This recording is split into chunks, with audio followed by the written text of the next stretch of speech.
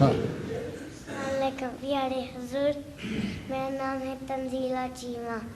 मैं आपसे एक सवाल करना चाहती हूँ। मेरा मेरा सवाल है, मेरा सवाल लड़की है, मेरा लड़की हो तुम हैं? शक्ल भी बनाओ ना लड़कियों वाली फिर।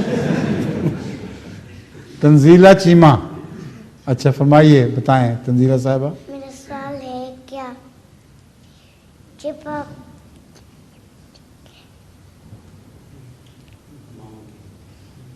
भूल गया सवाल? अम्मी के नीचे अम्मी के पाँव के नीचे जन्नत है, पर क्यों उनके दादी के पाँव के नीचे क्यों नहीं जन्नत?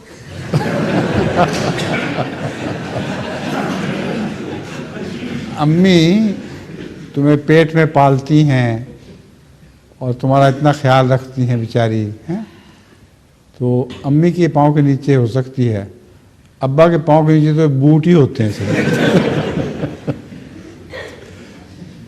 मगर हर माँ के पाँव के नीचे नहीं होती जन्नत। जो गंदी माएँ हैं उनके पाँव के नीचे तो जहन्नम होती है।